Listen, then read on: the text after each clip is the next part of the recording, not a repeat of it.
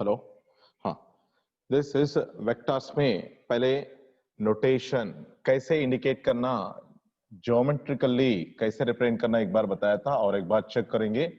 Let us consider A is a initial point and B is a final point.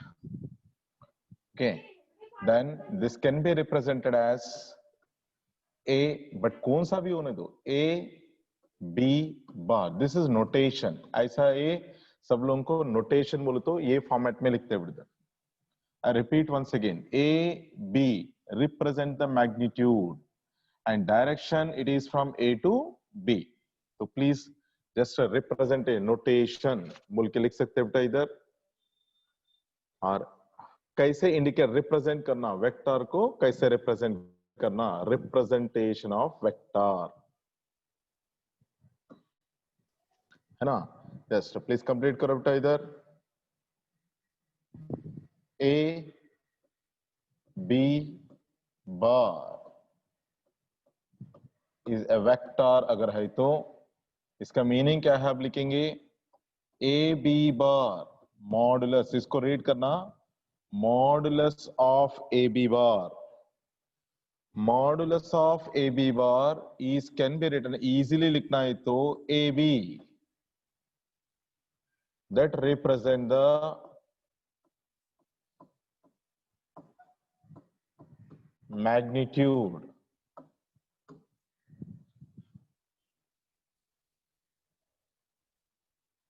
that represent the magnitude but directed from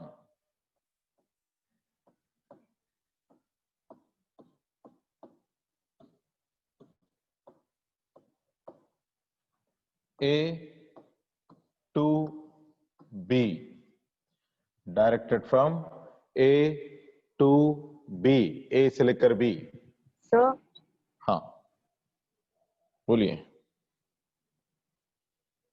बोलिए बेटा। Sir एक बार फिर से बताएंगे कि हमें लेफ्ट हो गई थी मीटिंग से। रिप्रेजेंटेशन ऑफ ए वेक्टर बता रहा हूं बेटा, बोर्ड के ऊपर ही है उधर। A से लेकर B, A B bar, A is a initial point, B is a final point जैसा कंसिडर करते हैं हम, तो उसको लिखते हम A B बार मॉडुलस, इसको ऐसा रीड करना A B bar. You have to read this one as A B bar. It is a vector. A B बार को हम वेक्टर जैसा कंसिडर किया, तो मीनिंग क्या है, meaning A B bar modulus, इसको कैसे रीड करना modulus, A B bar modulus का मीनिंग ए बी को ही इतना ऐसा भी लिख सकते हैं, बट इसका और मीनिंग क्या है इधर ब्रैकेट में लिखा, देखो इसका मीनिंग क्या बेटा इधर मैग्नीट्यूड। नाउ बट इसका आइन डायरेक्टेड फ्रॉम, किधर से किधर तक डायरेक्शन है बेटा इधर A to B. Okay right, very good. Now same but अब ऐसा ले रहे हैं, दिस इज अभी स्टार्ट किया बेटा मैंने, ओके डोंट वरी, मैंने भी अभी स्टार्ट किया है वेक्टर्स, अभी तक इधर नेटवर्क प्रॉब्लम था, इधर भी अभी स्टार्ट किया मैंने। ओके ओके जी, यस सर। ओके तो अब देखो मैंने अगर बी ए बार लिखा है, मीनिंग क्या होना बेटा आप बताओ, सेम इक्वल होना क्या? No sir. नहीं, नो सर। तो क्या नो होना सर। चाहिए, क्या होना चाहिए then? It is directed So, from B to A. from B to A. it is directed Initial point from B B to और A, final but of point A. course, हाँ, of course magnitude same हो सकता है। Imagine करेंगे इधर A है इधर B है, but now arrow mark indicates the direction B to A है। प्लीज नोट, ये भी नोटिस कीजिए बेटा, इधर B to A है, तो चाहे तो B to A, but for example मैंने एक ही लेटर से, नहीं सर दो लेटर से नहीं, मैं I want to represent with the one letter only, a bar से भी रिप्रेजेंट कर सकते हैं। तो नाउ उस वक्त हम लिख सकते हैं इधर a B bar is equal to a bar बोल के भी लिख सकते हैं। नहीं सर मैं इधर बी टू ए, बी ए बार, तो बी ए बार मैं एक लेटर से रिप्रेजेंट करना चाहता हूं, मैं बी बार से भी रिप्रेजेंट कर सकते हैं, but it is directed from b to a and magnitude is b a बोल के लिख सकते हैं। प्लीज कंप्लीट करो बेटा, दिस इज रिप्रेजेंटेशन। इधर बड़ा बड़ा थियरी लिखने का कोई जरूरत नहीं बेटा, ऐसा बाद में नेक्स्ट टाइम आते समय आपको अंडरस्टैंड होना कि मैं अगर कभी भी ऐसा लिख के तो ए बी बार नहीं तो सी डी बार लिखे तो you have to understand that C is the initial point, D is the final point and C D bar directed from C to D. Okay, P D bar पर कौन सा भी ए से लेकर जेड तक कौन सा भी ऐसा ले सकते हैं। तो it is a point p to point d, initial point is p, final point is d, इधर directed from p to d, ऐसा मीनिंग है उसका। मीनिंग से शुरू कर रहा हूं मैं इसीलिए मैं। Okay right, yes okay sir. चलो अब फिर क्या करेंगे, मैंने पहले ही बोला था, मैंने टेक्स्ट बुक जैसा अभी नहीं जाऊंगा बेटे इधर एट द सेम टाइम, है ना, एंट्रेंस बुक से। मैं इतना दिनों से बहुत मेरा प्रैक्टिस से क्या किया बोले तो स्टूडेंट को कैसे अंडरस्टैंड होना चाहिए, कौन सा तरीके से, फॉर एग्जांपल आपको बताया है इससे पहले इंटीग्रेशन। इंटीग्रेशन एक एग्जांपल लेकर एक्सप्लेन किया है ना बेटा। तो उस दिन टाइम सफिशिएंट नहीं था इसलिए उस दिन कट हो गए, नेक्स्ट डे आपको एक एग्जांपल लेकर एक्सप्लेन किया है। तो इंटीग्रेशन का मीनिंग आ गया है आपको, that is upper limit minus lower. Integration करने के बाद जो आंसर आता है उसमें अपर लिमिट सब्स्टिट्यूट करना, फिर माइनस एक्स के प्लेस में वो लोअर लिमिट सब्स्टिट्यूट करके you should get the answer बोल के बोला था। इधर भी वेक्टर्स बोले तो मैंने पहले इतना खाली रिप्रेजेंटेशन बताया, how to represent this one. पहले और सम टाइप्स बताऊंगा क्योंकि आपको मालूम होना टाइप्स आने, फिर बाद में एडिशन को शुरुआत करेंगे, राइट। तो आप देखेंगे सम टाइप्स ऑफ वेक्टर्स बोल के देखेंगे हम, राइट। हो गया क्या बेटा, इधर कोई बड़ा नोट्स लिखने का कोई जरूरत नहीं, जस्ट रिप्रेजेंटेशन कैसे करना, हो गया ना। Yes sir. Okay right on next. अब लिखो टाइप्स ऑफ वेक्टर्स बोल के लिखो। Okay now some types of vector। First zero से शुरुआत करेंगे, नल वेक्टर, क्योंकि हम डेसिमल में भी नल बोल के जीरो बोल के लेते, नल वेक्टर है ना, नल वेक्टर और जीरो वेक्टर बोल के भी बोल सकते हैं इसको, जीरो वेक्टर। मीनिंग से ही पहचान हो रहा है आपका, क्या मीनिंग हो सकता है बेटा, एनीबॉडी बता सकते हैं क्या इसका, नल वेक्टर। तो डेसिमल में मैं बता रहा हूं, मैं डेसिमल में जीरो लेते हैं बेटा, जीरो लिया तो उसका कोई कैसे मीनिंग आता है, इधर भी नल वेक्टर का जीरो बार बोल के बोलते हैं। तो उसका मैग्नीट्यूड जीरो होना बट डायरेक्टेड डेफिनेट नहीं है। इसका मीनिंग क्या है मैं और एक बार बताना चाहता हूँ। I am at rest now, मैं अगर मूव होना बोले तो कौन सा, ईस्ट को, वेस्ट को, साउथ को, किधर भी मूव हो सकता हूँ, अप को, डाउन को, किधर भी मूव हो सकता हूँ मैं, है ना। बट पहले तो रेस्ट पे हूं, तो रेस्ट पे हूं, वेलोसिटी नहीं है, तो उसको रिप्रेजेंट करने के लिए now my velocity is zero, zero bar, zero vector बोल के बोल सकता हूं मैं, है ना।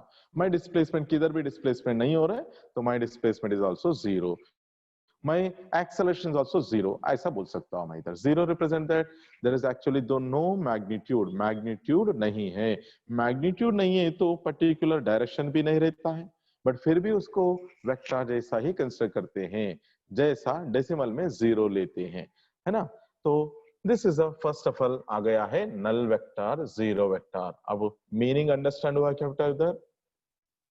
Yes, sir. Yes sir. Meaning क्या होना बेटा, नल वेक्टर जीरो वेक्टर बोलते तो whose magnitude is zero. Zero. Vector vector ही होना चाहिए, वेक्टर जैसा ट्रीट करते, बट उसका मीनिंग क्या होता है, कौन सा भी किसी को, फॉर एग्जांपल ए वेक्टर से ऐड किया है, ओनली ए वेक्टर से ऐड किया है तो आंसर, जीरो वेक्टर को ऐड किया तो अगेन आंसर ए बार ही आना चाहिए। नहीं सर बी वेक्टर से ऐड किया मैंने तो आंसर अगेन बी आना चाहिए। जैसा 1 प्लस 0 डेसिमल में 1 ही होता है, 2 प्लस 0 आंसर 2 ही होता है। तो इधर भी जीरो वेक्टर को ऐड किया है, नहीं तो जीरो वेक्टर को सब्ट्रैक्शन किया है, कोई फर्क नहीं पड़ता है ना।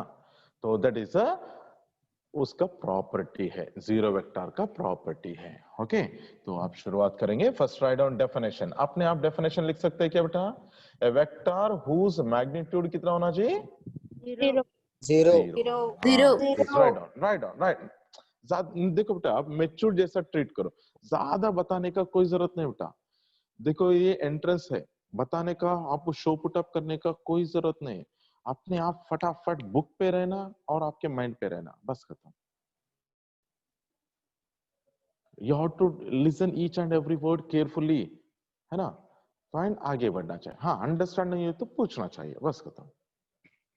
तो null vector, the vector whose magnitude, ऐसा भी लिख सकते हैं बेटा,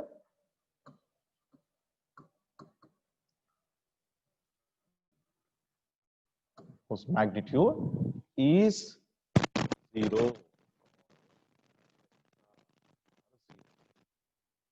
वॉइस नहीं आ रही sir.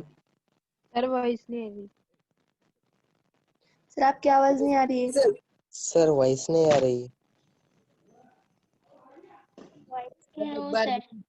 Null vector. Sir voice नहीं आ रही है। Sir voice is not coming. Voice नहीं आ रही।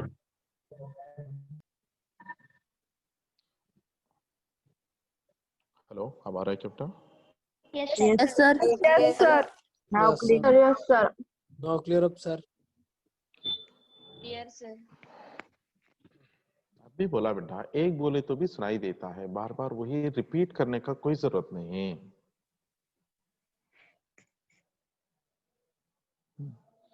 Okay, null vector whose magnitude is a vector whose magnitude is कितना होना? 0। जीरो। ओके, तो प्रॉपर्टी नीचे लिख सकते हैं ऐसा, a बार प्लस और minus 0 bar 0 vector is equal to a bar only, और b बार प्लस और minus 0 vector equal to, that is the property.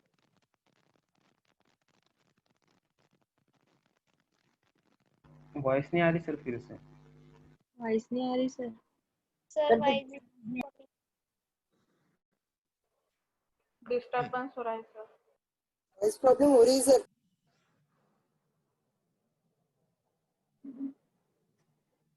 Hello, yes sir. Now clear. Sir आ रही। वॉइस आ रही है सर अब। Okay, लिखना होगा क्या सब लोगों का? Properties yes sir. 0 vector. Yes sir. Next, right on unit vector बोल के लिखो, यूनिट वेक्टर।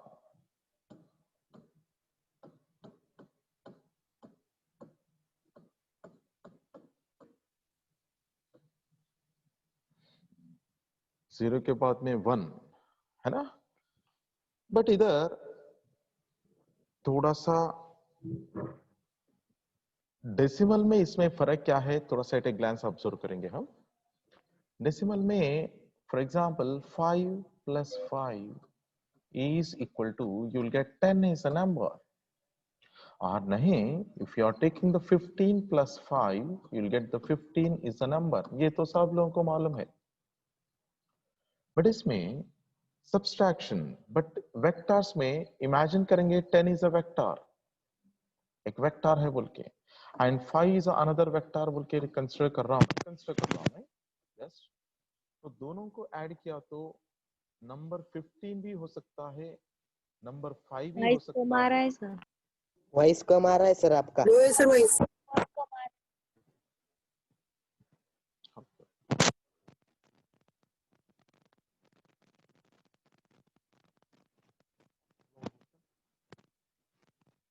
मेरा प्रॉब्लम हो रहा है ना,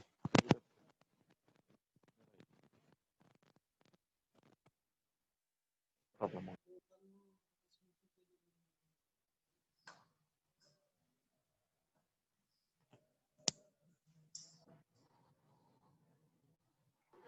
नल वेक्टर की डेफिनेशन।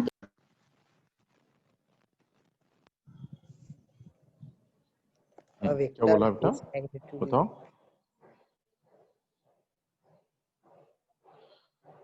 मैं यूनिट वेक्टर पे आया तो नल वेक्टर का फिर बोले, यहाँ नल वेक्टर बोले तो मैग्नीट्यूड 0 होना, मराठी में लिखो चाहे तो, मैग्नीट्यूड 0 होना।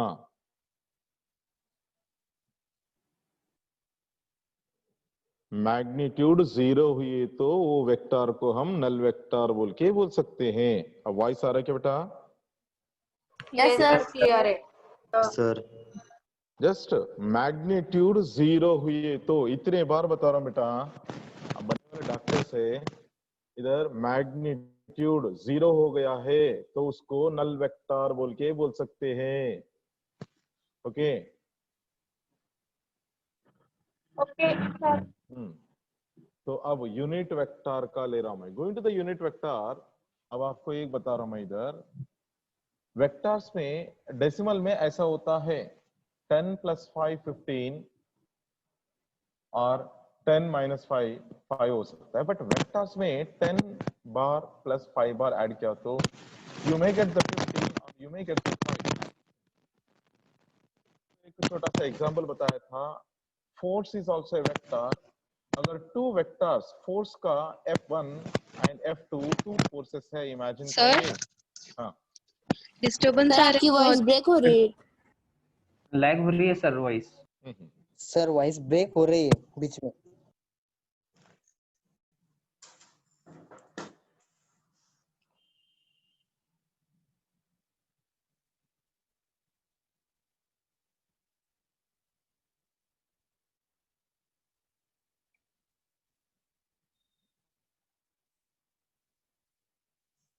हेलो, वॉइस आ रही है क्या बेटा? अभी आ रही है क्या? Yes, sir. आ रही अब आ है। रहा है सर। Yes. द वेक्टर्स में दो वेक्टर्स को ऐड किया तो आपका आंसर F1 बार F2 बार को अगर टू वेक्टर जैसा ट्रीट किया मैंने तो ऐड किया तो the maximum answer you may gate F1 + F2 and the minimum answer you may get F1 - F2. It depends on the direction. Whereas a decimal में add करते समय कोई direction कुछ भी नहीं देखते, but just we will add the number.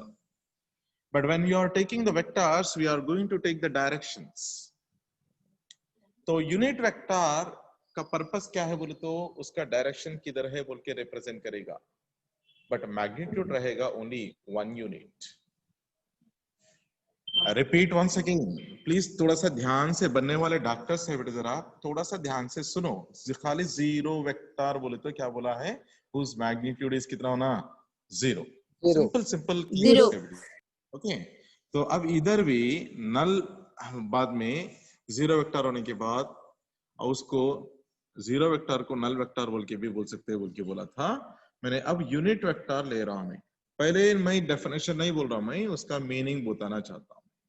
Meaning क्या है बोले तो यूनिट बोले तो 1, उसका मैग्नीट्यूड 1 होना चाहिए, बस उसका मैग्नीट्यूड 1 होना, then it is called as a unit vector बोल के बोल सकते हैं। ए वेक्टर हुज मैग्नीट्यूड, उसका मैग्नीट्यूड कितना होना बेटा, उसका मैग्नीट्यूड 1 यूनिट होना चाहिए। 1.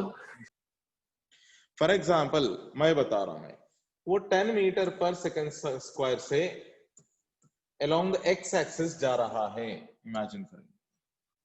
आपको तो मालूम होगा x y z, x axis y axis z axis तो ले सकते हैं हम इधर coordinate system, Cartesian coordinate system बोल के बोलते हैं हम उसको। ओके मैं डिक्टेट करूंगा कंप्लीटली, बट पहले तो x axis ले रहा हूं। I am moving along the x axis with a 10 meter per second square, से per second, बट इसका यूनिट कितना है बोले तो 1 मीटर पर सेकंड इज अ यूनिट है, 1 मीटर पर सेकंड इज अ यूनिट। तो एक्स एक्सिस से जब जा रहा है तो I have to represent 1 unit vector whose magnitude is 1 होना चाहिए। इसका इधर मैग्नीट्यूड कितना है जी?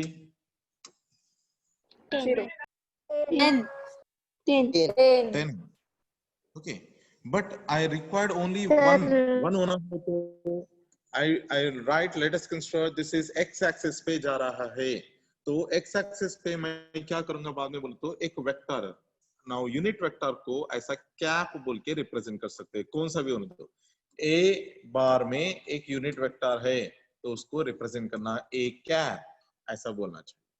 ओके, फर्स्ट लिसन केयरफुली, कोई बातें नहीं करेंगे बेटा बीच में, प्लीज हियर।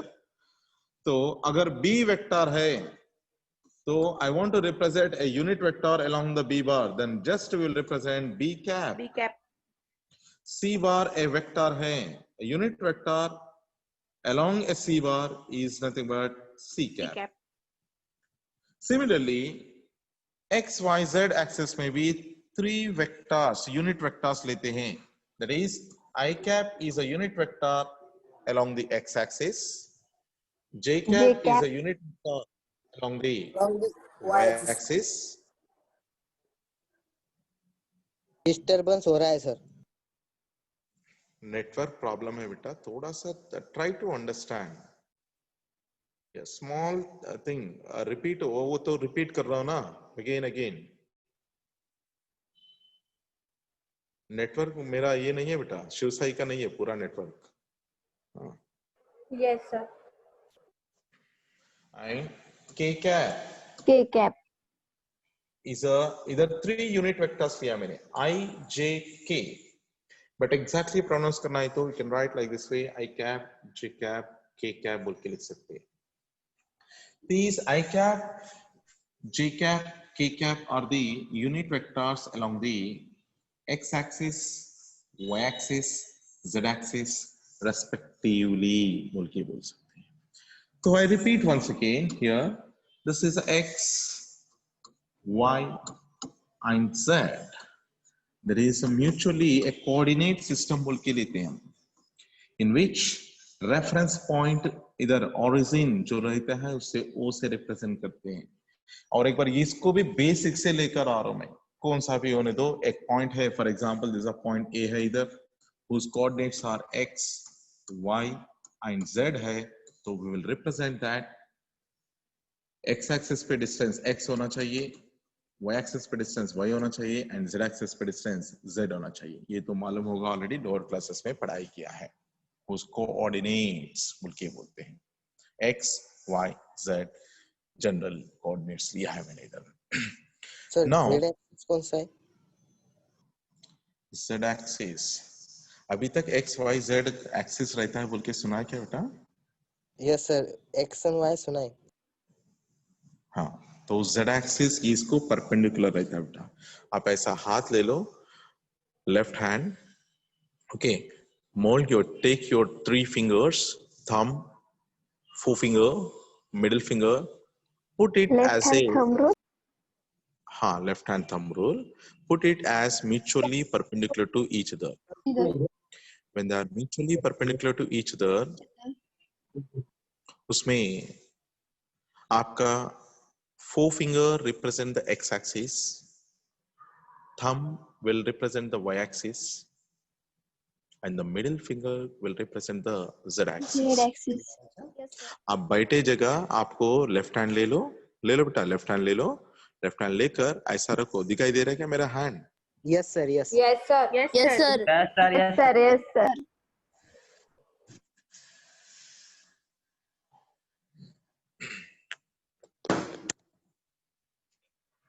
तो उसमें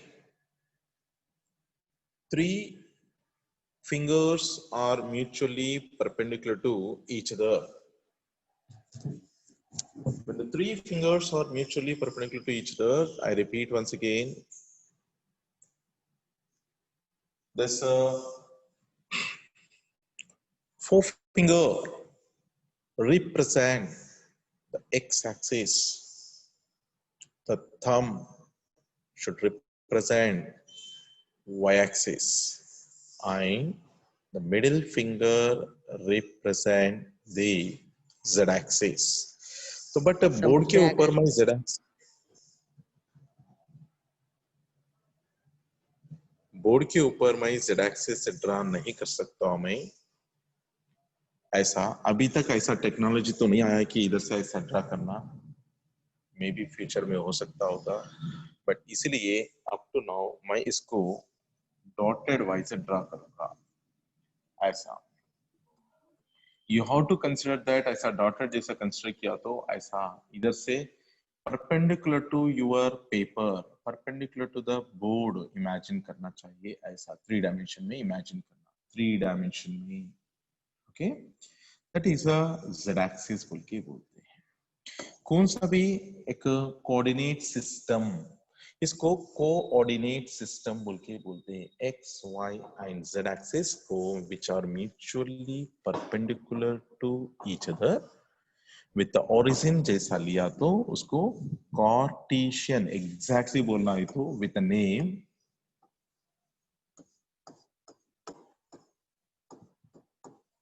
कार्टेशियन कोऑर्डिनेट सिस्टम बोल के बोलते हैं। और सिंपली इतना नाम एवरी टाइम क्या लेना बोल के just we will take as क्या लेते हैं brother, coordinate points system. Coordinate system ये 10th क्लास में 9th क्लास में रहता है बेटा ये term coordinate system. Graphical sir? Question किया। हाँ फ्लेमिंग्स लेफ्ट हैंड रूल पे डिपेंड है क्या ये? बेटा ये लेने के बाद वो फ्लेमिंग्स लेफ्ट हैंड रहता है। ओके देखेंगे बाद में वो भी आता है। करंट इलेक्ट्रिसिटी में मैग्नेटिज्म में फ्लेमिंग्स लेफ्ट हैंड रूल आता है बेटा। बट अकॉर्डिंग टू यही बता रहा हूं मैं, वो भी वेक्टर्स के ऊपर डिपेंड होता है। आप मैग्नेटिज्म में पढ़ाई किया होगा कि फ्लेमिंग लेफ्ट हैंड रूल से ऐसा फोर्स रिप्रेजेंट कर सकते हैं, है ना बेटा? Yes sir. Yes sir. वो भी actually it is a cross product रहता है बेटा वो वेक्टोरिकल। बट 10th क्लास में जस्ट आपको अंडरस्टैंड इतना टर्मिनोलॉजी लिया तो अंडरस्टैंड नहीं होता बोले तो सिंपल वे में एक्सप्लेन करते हैं। यस्टरडे बताया था मैंने आपको, दैट इज वर्क डन का फार्मूला F into S बोल के लेते हैं 10th क्लास तक। बट 11th में उसका F into S बोले तो रॉन्ग फार्मूला बोल के बोलते हैं। इट इज 11th में and 11th onwards will take F bar dot S bar बोल के लेते हैं। क्यों सर पहले क्यों 10th क्लास में ऐसा क्यों बोला है हमको? फिर है ना बेटा उस वक्त तक ये वेक्टर्स बोले तो मालूम नहीं रहता है, उतना मैच्योरिटी नहीं आता है तो बोल के नहीं बोलते हैं। तो इसलिए आप फर्स्ट वेक्टर्स पढ़ाई करके फिर डेफिनेटली वो फ्लेमिंग्स लेफ्ट हैंड रूल जो रहता है ना इधर फ्लेमिंग्स लेफ्ट हैंड रूल आप पढ़ाई किया होगा 10th क्लास में और 9th क्लास में। इट इज आपको इजीली अंडरस्टैंड होने के लिए ऐसा बोल रहा हूं मैं। FBI बोल के रहता है। F for force, B for magnetic field, I for current. That is a current carrying conductor placed in a magnetic field. It experiences a force that is given by Fleming's left hand rule. Actually उधर से ये नहीं आया है, इधर से वो आया है ऐसा। बट कार्टेशियन कोऑर्डिनेट सिस्टम बोल के तो बोल सकते हैं इधर, राइट? सो पहले एक्स वाई जेड एक्सिस ऐसा लेते हैं कुछ तो भी रिप्रेजेंट करने के लिए। ओके ये अभी तक जस्ट मैंने आपको मालूम होने के लिए कार्टेशियन कोऑर्डिनेट सिस्टम बोले तो भी क्या है बोल के बोला है इधर, राइट? मालूम हो रहा है क्या इधर? Yes sir. देखो पूरा बेसिक से लेकर आ रहा हूं मैं इधर। आप मैं एस्केप नहीं कर रहा हूं कि उधर आप पूछे तो Cartesian coordinate system actually I should not explain here क्योंकि डायरेक्टली लेकर जाना चाहिए नहीं। बट उधर भी कार्टेशियन कोऑर्डिनेट सिस्टम बोले तो क्या है, 3 एक्सिस लेना which are mutually perpendicular to each other, then that system is called as a Cartesian coordinate system. Reference point लेते हैं उसको रेफरेंस सिस्टम भी बोल सकते हैं उधर। क्यों बोले तो आपका for example whether I am at rest or in motion, anybody बता सकते हैं क्या बेटा? At motion. Now I am rest. With respect to the board, I am at rest. With respect to the sun, we are in motion. With respect to the sun, the earth is moving. We are also moving. तो इसीलिए कौन सा भी एक reference point लेकर हम बताना चाहिए whether that particle, that person are at rest or in motion. Relativity बोल के बोलते हैं। ये पूरा अंडरस्टैंड होने के लिए इसलिए पहले बेसिक पढ़ाई करते हैं। I repeat once again, whether I am at rest or in motion वो तो 2 आंसर्स होता है इसमें। एक I am at rest with respect to the ground. Yes, मैं तो खड़े हो गया with respect to the ground, है ना? That is reference system क्या लिया मैंने? ग्राउंड लिया। ग्राउंड के ऊपर फिर आपका डिस्टेंस किधर है, आप किधर है बोले तो मैं बताऊंगा मैं बुल्डाना पे हूं मैं, है ना? तो and 3 kilometres away from the bus stand. That is मैंने क्या लिया है? रेफरेंस पॉइंट क्या लिया इधर? बस स्टैंड लिया है। नहीं मैंने रेफरेंस पॉइंट अगर शिवसाई कॉलेज शिवसाई स्कूल लिया है। Yes I am in Shivsai school only now. तो जीरो डिस्प्लेसमेंट, उधर ही हूं मैं, है ना। बट वही मेरा घर अगर रेफरेंस पॉइंट दिया है, नहीं मेरा घर से मैं 200 मीटर्स अवे हूं मैं, तो आंसर एवरी टाइम क्या हो रहा है, चेंज हो रहा है कि नहीं। Yes sir. Reference Yes, point sir. कौन सा Yes, है, sir. ये रेफरेंस पॉइंट लेने के लिए इधर हम क्या लेते हैं बोले तो एक सिस्टम, कार्टेशियन कोऑर्डिनेट सिस्टम बोल के लेते हैं इधर, ऐसा ओरिजिन। दैट मींस उस वक्त we will take this as origin and इधर से हम मेजर करने लगते हैं पार्टिकल्स को। अब आइडिया आ रहा है क्या बेटा, क्यों रेफरेंस पॉइंट लेना, ये भी डाउट आता है, नो वेरी वेल। तो रेफरेंस पॉइंट क्यों लेना बोले तो, अब मैं मेरा ही देखो, अब डिस्टेंस आप किधर है, मैं हैदराबाद से 500 किलोमीटर अवे हूं मैं, नहीं तो दिल्ली से लिया तो 1200 किलोमीटर पे हूं मैं, और फॉर एग्जाम्पल अप्रोक्सीमेटली बता रहा हूं मैं, don't take literally. But answer क्या हो रहा है, चेंज हो रहा है। रेफरेंस पॉइंट हैदराबाद लिया तो अलग हो रहा है, रेफरेंस पॉइंट मैंने दिल्ली लिया तो अलग हो रहा है, रेफरेंस पॉइंट मैंने बुल्डाना का बस स्टैंड लिया तो मेरा आंसर अलग हो रहा है, रेफरेंस पॉइंट मेरा हाउस लिया तो अलग हो रहा है।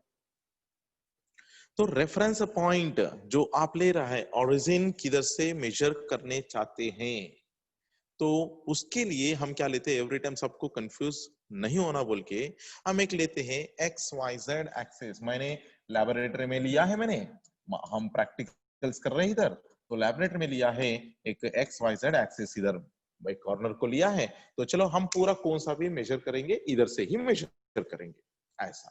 तो उस वक्त this will become as a reference point बोल के बोलते हैं उसको। दैट रेफरेंस पॉइंट में बट 3 डायमेंशन में मेजर करने के लिए XYZ एक्सिस लेते हैं हम। ओके, XYZ एक्सिस ही क्यों लेते हैं बोले तो, आप ऊपर जा सकते, साइड को जा सकते, आप जा सकते, ओनली आप प्लेन के ऊपर जा रहे हैं, प्लेन के ऊपर जाए तो 2 एक्सिस आर इनफ, इसलिए उसको बोलते हैं हम 2D, 2 डायमेंशनल। 2 डायमेंशनल बोलते मीनिंग क्या बेटा, इधर examples, carrom, you are playing the carrom, that's a plane के ऊपर खेल रहे है ना, एंड दिस is a 2 dimensional.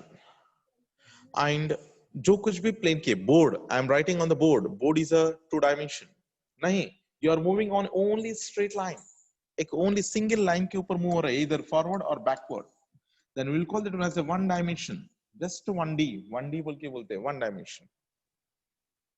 But 2 dimensional, आप उधर प्लेन के ऊपर उधर इधर जा रहे हैं, ग्राउंड के ऊपर उधर इधर मूव हो रहा है, then it is a 2D। But ground के ऊपर नहीं, ऊपर भी मूव हो रहा है, ग्राउंड के ऊपर उधर इधर भी मूव हो रहा है, then we have to indicate the another axis भी, अपवर्ड भी रिप्रेजेंट करना, उस वक्त उसको बोलते हैं हम 3D, 3 dimension, dimensions, that is 3 axis ले रहा है हम इधर रिप्रेजेंट करने के लिए। इधर ओनली 2 एक्सिस ले रहे हैं 2D, इधर ओनली 1 एक्सिस ले रहे हैं 1D। इसलिए आप सुने होगा general in outside 1 dimensional, 2 dimensional, 3 dimensional बोल के। 1 डायमेंशनल बोले तो only along the 1 axis, 2 dimensional बोलते along the 2 axis you are taking, that is on the plane, but 3 dimensional बोलते you are taking in the space. If you want to represent the rocket, then you have to take in the 3 dimensional, है ना। तो these are the things of here. Now आजकल आपको मालूम हो रहा है, पिक्चर भी देखते समय 2 डायमेंशनल 3D पिक्चर बोल के बोलते हैं ना बेटा इधर। What do you mean by 3D picture? If you face, that is, if you put some of the optics lenses, then आपको ऐसा लगता है कि आपके सामने हो रहा है, पिक्चर आपके completely आपके सामने हो रहा है जैसा लगता है। There is a technology nowadays we are developing from the physics only. तो आपके सामने पिक्चर मूव हो रहा है जैसा दिखाई देता है, but it is a visualization, ऐसा कर रहे हैं हम, एग्जैक्टली मूव नहीं हो रहा है, तो इसलिए उसको बोल रहे हैं हम 3D पिक्चर, बट वो रहता है 1D, sorry 2D, it is a 2D। वो क्यों, प्लेन के ऊपर रहता है, वो सिनेमा थिएटर पे प्लेन रहता है बेटा, प्लेन के ऊपर रहता है, बट आपके सामने हो रहा है जैसा विजुअलाइजेशन कर रहे हैं हम डिफरेंट ऑप्टिक मेथड से करके, तो उसको बोल रहे हैं हम 3 डायमेंशनल 3D। 3D पिक्चर देखा होगा, कौन सा रहता है जनरली, वो एनिमल्स का एक रहता है ना। यस सर, और जंगल बुक। जंगल बुक, हाँ हाँ, जंगल बुक है ना बेटा, राइट। तो जनरल मैं भी, हाँ मेरा तब तक मैं भी नहीं देखा था बेटा इधर बिकॉज ऑफ माय किड, मेरे को भी देखना पड़ रहा है। तो इधर these are the things of here. तो how we are developing 3D, 3D का मीनिंग आना चाहिए। 3D में बोले तो it is reference, you have to take the 3 axis, 2D बोले तो you have to take the reference only with the 2 axis, and 1D बोले तो you have to take the reference only with the 1 axis. Yes kinematics में we are going to study first one dimensional motion. One dimensional motion बोल तो meaning क्या होना बेटा, आप ही बताओ। देखो मीनिंग से शुरू कर रहा हूं मैं यहाँ पे, at the same time vectors भी बता रहा हूं मैं, at the same time linkage का जो टर्मिनोलॉजी आता है वो भी बता रहा हूं मैं। वन डायमेंशनल का मीनिंग क्या है, only along the one axis. Imagine करेंगे मैंने ऐसा एक बॉल रखा है मेरे पास, उसको छोड़ दिया, इट इज स्ट्रेट लाइन पे नीचे जा रहे हैं, बस खत्म।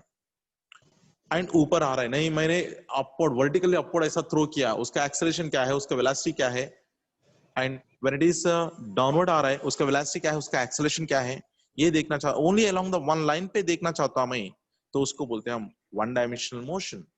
नहीं, मैं this time I am throwing the ball to the another person, that is वो प्लेन पे जा रहा है ऐसा, that is a two dimensional. तो हमको काइनेमैटिक्स में first one dimensional motion and two dimensional motion दोनों का पढ़ाई करेंगे ब्रदर हम। Definitely we are going to study about these two things, but वो अंडरस्टैंड होना बोले तो पहले बेसिक, सबसे बेसिक, इसलिए ये अंडरस्टैंड होना चाहिए। अब 1D 2D 3D का कोई डाउट है क्या बेटा इधर? No sir. No, sir. No sir. Sir. आप पूछा है बोल के मैंने एक्चुअली यूनिट वेक्टर ले रहा था, बट आप X Y axis sir Z कैसे जेड एक्सिस आता है बोल के बोले तो थोड़ा सा अलग गया, बट इधर पूरा एक्सप्लेन किया मैंने इधर। बट नाउ हम क्या करते हैं बोले तो एवरी टाइम, फॉर एग्जाम्पल देखो फिजिक्स में, फिजिक्स वाले लिखने में इजी लिखना होना चाहिए ऐसा देखते हैं ब्रदर, ज्यादा लेंथी नहीं लिखना। For example now I said that I am moving 30 meter पर second along the x axis बोल के बोला है, तो वेक्टर में लिखना है तो क्या लिखना है बेटा? यस 30 मीटर पर second moving along the x axis, इतना बड़ा लिखना चाहिए, but will not prefer that much of writing. Physics वाले बहुत शॉर्ट में लिखना चाहते हैं, तो उस वक्त मैंने क्या लिख रहा हूं मैं, 30 आई कैप मीटर पर सेकंड। इसका मीनिंग क्या होगा? जब आई कैप लिया है मैंने, आई कैप इज अभी बोला था unit vector along the x axis. Yes 30 is a magnitude, I cap indicates that you are moving along the, that is a directed along the x axis, unit हो गया उसका metre पर second, खत्म, answer आ गया। That is, if I write 30 I cap meter per second, then you have to understand that 30 is a magnitude, okay, and I cap बोले तो there is a velocity along the x axis and meter per second is a unit, ये खत्म होता है ऐसा। वो आने के लिए पहले what do you mean by this unit vector understand होना। तो अब यूनिट वेक्टर बोले तो फिर और एक बार ले रहा हूं मैं, unit vector indicates that a vector whose magnitude, कितना होना बेटा मैग्नीट्यूड? 1 यूनिटी भी बोल सकते हैं, नहीं तो वन, यूनिटी, यूनिटी ऐसा बोलते हैं। राइट डाउन नाउ फार्मूला लिखो बेटा इधर, पहले डेफिनेशन लिखो, यूनिट वेक्टर, अ वेक्टर, मैं वो भी लिख रहा हूं क्योंकि बार बार पूछ रहा है बोल के ये भी फर्स्ट टाइम लिख रहा हूं इधर बोर्ड के ऊपर में, vector whose magnitude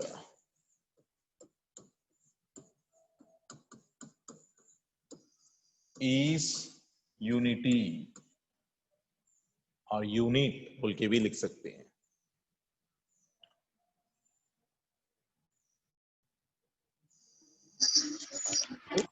now mathematically कैसे लिखना चाहिए इसको, अब ये हो गया definition, sir unit whose magnitude is 1 unit, but mathematically कैसे लिखना चाहिए देखेंगे हम। फर्स्ट रीजन वो भी, let I want to find a unit vector, unit vector along a bar देखना चाहता हूं। First reason, unit vector along a bar can be represented as a cap बोल के represent कर सकते, where a cap is equal to, we can write like this way, a bar divided by modulus of a bar, modulus of a bar। That means अभी बोला था मैंने, imagine करेंगे मैंने 10 मीटर पर सेकंड से जा रहा हूं मैं एक along the one axis, divided by 10 किया है, तो 10 कैंसिल होके ओनली डायरेक्शन ही बच जाता है ना। Yes, sir. यूनिटी आ जाता है। हम क्या कर रहे हैं देखो, अभी बोला था मॉडुलस ऑफ ए बार, इसको कैसे प्रोनाउंस करना चाहिए इधर, modulus of A bar, a unit vector along the a bar, mathematically अब a cap is equal to a bar divided by modulus of A bar. But इतना लेंथी क्या लिखेंगे सर मैं, ए बार डिवाइडेड बाय ए, क्योंकि अभी बताया था modulus of A bar can also be represented as A. Where but condition ये है कि a should not be equal to 0। क्यों ऐसा लेते हैं आपको मालूम हो रहा होगा। इधर मैथमेटिकली अगर ये 0 हो गया तो ये इंफिनिटी होता है ना। तो इसलिए a is not equal to 0 होना चाहिए। तो राइट ऑन मैथमेटिकली अब unit vector. First I repeat once again definition. Unit vector, a vector whose magnitude is unity. तो यूनिट वेक्टर along a बार, नीचे एग्जांपल ले रहा हूं मैं ऐसा, unit vector along a bar is represented as, इसको ऐसा प्रोनाउंस करना कैप, ऐसा सिंबल दिखाई दे रहा है क्या बेटा, सिंबल कैसे, उसके ऊपर कैप जैसा ले रहा हूं मैं इधर, है ना, इसको प्रोनाउंस करना कैप जैसा। तो a cap is equal to a bar divided by modulus of a bar, okay, and is equal to a bar divided by a बोल के भी लिख सकते हैं, but where a is not equal to 0। Complete करो बेटा। अब तो और एक एग्जांपल भी लिखेंगे। हाँ बोलिए।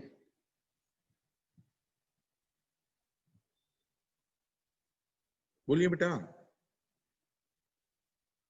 लिखना होगा सर। हो गया ना, ओके। और एक एग्जांपल लिखेंगे क्या बेटा? Yes, sir. Yes, sir. आप Yes, जनरल sir. कौन सा भी लो, क्योंकि ए से जेड तक कौन सा भी ले सकते हैं बेटा। मैं नेक्स्ट बी लेना चाहता हूं मैं। A unit vector along B bar, लिखो बेटा आपने यहाँ पर क्या आंसर होना।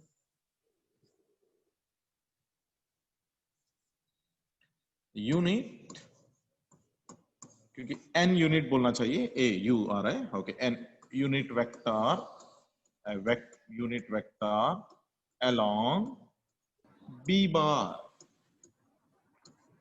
क्या होना बेटा unit vector along B bar बोले तो?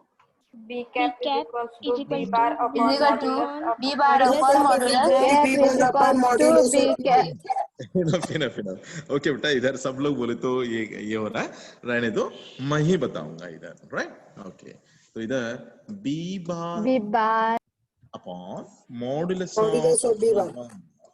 नहीं, सिंपली लिखना है तो दो मैं ही बता रहा हूं मैं, क्योंकि एक एक का मेंटालिटी एक एक जैसा रहता है बेटा। फिर बाद में कौन सा भी बुक में ऐसा मॉडुलस दिखाई दे तो ये क्या है सर बोल के बोलते, इतना लेंथी नहीं, मैं सिंपल लिखना चाहता हूं मैं। तो B bar divide by B, where B is not equal to 0. Right. This is another another example लेना चाहता हूं। Another example this time AB नहीं तो CD बार बोल के ले रहा हूं। यूनिट वेक्टर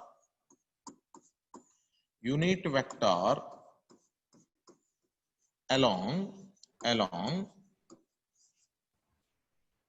CD बार, तो आंसर होना CD cap is equal to CD bar upon modulus of CD bar, or CD bar upon, just we can write as CD।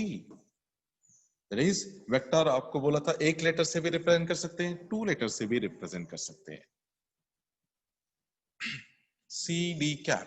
तो आप बताओ बेटा इधर नोट क्या कर सकते हैं, what is the purpose of the unit vector. Unit vector बोले तो कौन सा direction, just to represent the direction, कौन सा डायरेक्शन पे है उसका, क्योंकि उसका मैग्नीट्यूड तो 1 है ना।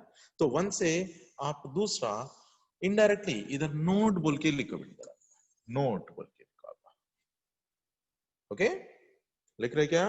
नोट क्या लिखना बेटा, what is the purpose of the unit vector, क्या है पर्पस। आपका मराठी में भी चाहे तो अपने आप इमेजिन करो, व्हाट इज द पर्पस, क्या है उसका मीनिंग, यूनिट वेक्टर का लेने का जरूरत क्या है, just to represent the direction only, Direction.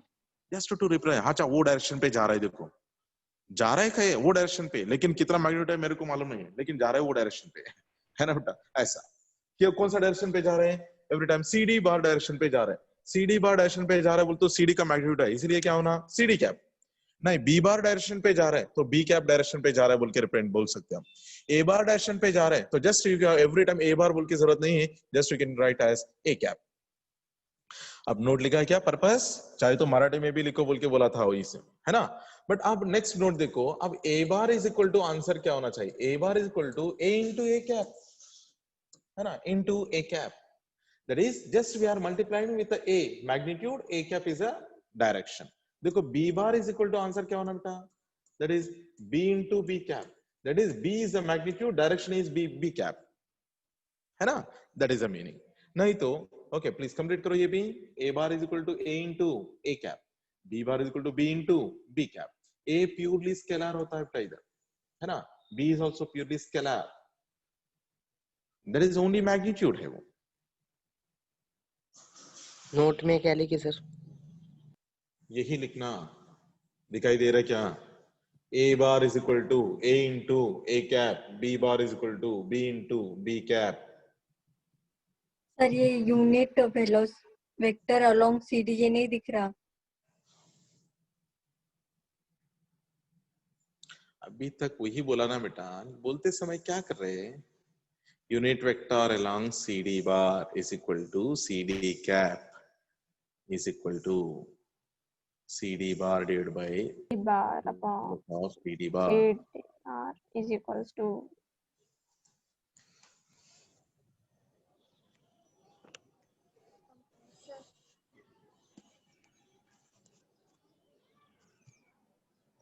Sir हम ए और ए बार के बीच डॉट नहीं दे सकते क्या? डॉट दे सकते हैं, चाहे तो दे सकते हैं, कोई इश्यू नहीं है, क्योंकि ये स्केलर है, डॉट बोल के भी लिख सकते हैं, बट अगर दोनों साइड को वेक्टर से तो केयरफुल रहना चाहिए, ये स्केलर ही है इसलिए दे सकते हैं, बिल्कुल आपके हिसाब से देना है तो दे सकते हैं, नहीं तो नहीं, कोई इश्यू नहीं है।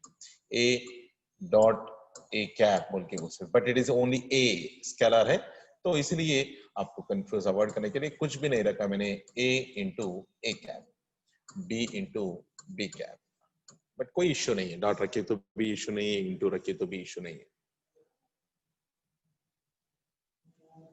बट दोनों साइड को वेक्टर सहित उस वक्त नहीं रखना चाहिए, उस वक्त कौन सा डॉट है तो डॉट ही रखना, क्रॉस है तो क्रॉस ही रखना पड़ता है, उस वक्त इंटू को क्रॉस बोल के रीड करना पड़ता है, देखेंगे बाद में डेफिनेटली। Sir B bar equals to B cap equals to B bar upon B भी लिख सकते हैं ना हम? वही लिखा ना बेटा, इधर डेफिनेशन में दिखाई नहीं दे रहा क्या, B cap is equal to B bar divided by B,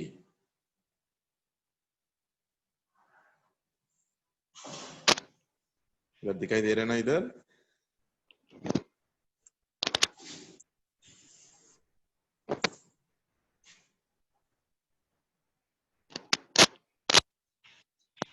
क्या दिखाई दे रहा है क्या?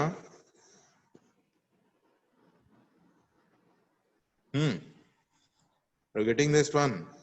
क्या बेटा? Yes sir. ओके, तो इधर नेक्स्ट आगे जाएंगे बेटा, इधर और थोड़ा सा, तो right on now here next point, next point क्या है बोला था अभी याद है, along the coordinate system में, कोऑर्डिनेट सिस्टम बोले तो क्या होना बेटा, x y i और एक एक्सिस कौन सा, z axis. Z axis। Z। Okay, z axis में, ओके, इसको बोलते हैं हम कोऑर्डिनेट सिस्टम बोल के बोलते हैं, और सेकंड टाइम रिपीट कर रहा हूं मैं, ओके, इसको क्या बोलेंगे हम इधर, कोऑर्डिनेट सिस्टम बोल के बोलेंगे, ओके। तो नाउ इधर रिप्रेजेंट कर रहा हूं मैं, I cap is a unit vector along the x axis, लिखो बेटा सेपरेट सेपरेट, आपको एट ए टाइम बोले तो सब लोग कंफ्यूज हो रहे हैं ना, एक्चुअली ऐसा देना, I cap J and K cap are the unit vectors along the x y and z axis respectively, नहीं तो एक एक को लिखो, I cap is a unit vector, please लिख रहे क्या, yes sir. Yes sir. okay, I cap is a unit vector along the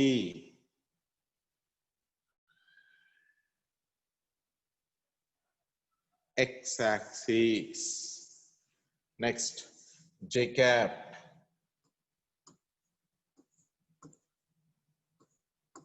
k cap, every time exactly बोलना है तो I cap j cap k cap बोलना, but easily pronounce करने के लिए आई जे के भी बोल सकते हैं, आई जे के बोले तो you have to understand that I cap J cap and K cap only, एक एक बार मेरे तरफ से ही ऐसा ही होता है बेटा, एक एक बुक में भी ऐसा ही दिया जाता है आई कैप, क्योंकि उधर टाइपिंग में प्रॉब्लम होता है बोल के just they will give as a I only, J only, K only, So you have to understand that small I, small j, small ki. So what you have to understand? You have to understand that it is a unit vector. Cap. I cap is a unit vector along the कौन सा axis है बेटा? X axis. X axis. पूरा सब लोगों को लिखना हो रहा है क्या? मैं तो नहीं लिख रहा हूँ, मैं आपने आप ही लिखना please. Yes, sir.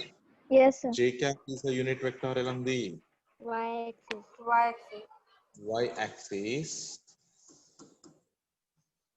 and k cap is a unit vector along the Z axis. z axis. Okay, this next और एक लेंगे हम इधर. अब इक्वल वेक्टर है तो क्या होता है एंड नेगेटिव वेक्टर बोले तो क्या होता है चेक करेंगे. फर्स्ट आज जस्ट इंट्रोडक्शन दूंगा, अभी टाइम हो गया है, कल पूरा आपको डेफिनेशन विद इक्वल वेक्टर बोलते क्या होना आप ही बताओ बेटा. इक्वल वेक्टर बोलते हो if a is equal to b according to us कौन सा भी a is equal to x is equal to y बोले तो कंपल्सरी उसका मैग्नीट्यूड क्या होना? सेम होना है ना? Magnitude. Yes, sir. Magnitude. Yes, sir. Yes, sir. अभी तक जो नॉलेज है आपका, अगर मैंने x is equal to y लिखे तो आपका मालूम होना चाहिए कि x का और y का मैग्नीट्यूड क्या होना? सेम. बट वेक्टर में if I write a bar is equal to b bar तो उसका not only magnitude and direction भी सेम होना, then only we will call that one as a unit vector. Equal vector बोल के बोलते हैं. Equal vector बोल तो एक मैग्नीट्यूड इधर लिया है और एक एग्जैक्टली इधर ही लिया है, ऐसा ही ड्रॉ किया है.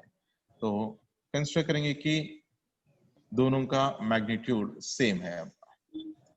ओके, दोनों का मैग्नीट्यूड सेम है. This is a bar and दिस इज b बार. चाहे तो आप कैपिटल लेटर से यूज कर सकते हैं. नहीं सर एवरी टाइम अभी तक कैपिटल लिया है, स्मॉल को क्यों नाराज करेंगे. a bar is equal to b bar बोल के दिया है. तो अगर a bar is equal to b bar जब लिया है उसका डायरेक्शन भी सेम होना और मैग्नीट्यूड भी क्या होना? सेम होना. Let us consider this point a, this a point b, this a point c, this a point d. तो कंपल्सरी मैग्नीट्यूड डायरेक्शन एक ही डायरेक्शन पे होना चाहिए. एक ही डायरेक्शन पे रहना बोले तो they should be parallel to each other. उधर ही जा रहे हैं दोनों. एट द सेम टाइम दोनों का मैग्नीट्यूड भी सेम है तो then only we will call that one as a equal vector. Okay. तो इक्वल वेक्टर बोले तो मीनिंग क्या है? खाली मीनिंग बाद में कल डेफिनेशन में बैठा के मैं पूरा डिक्टेट करूंगा ब्रदर. मीनिंग क्या होना चाहिए? Two vectors are said to be equal. कब हो सकता है two vectors are said to be equal vectors? कब हो सकता है?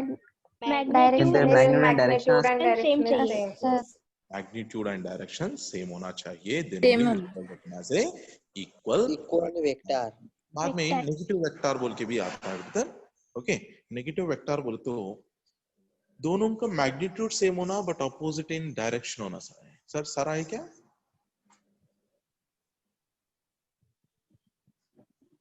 सभी नमस्ते. दे देना आपको हैंड ओवर करूंगा. क्लास आपको हैंड ओवर करूंगा. ओके बेटा, will see tomorrow. Right, thank you. Bye sir. Bye, sir. Bye sir. Bye, sir. Bye sir. Bye, sir. Bye sir. Bye, sir. Bye sir.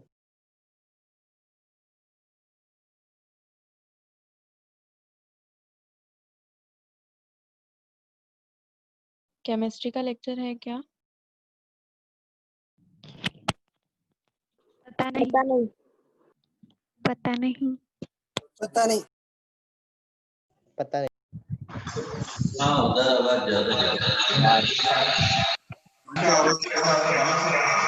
ऊपर वाइब्रेशन हो जाता है.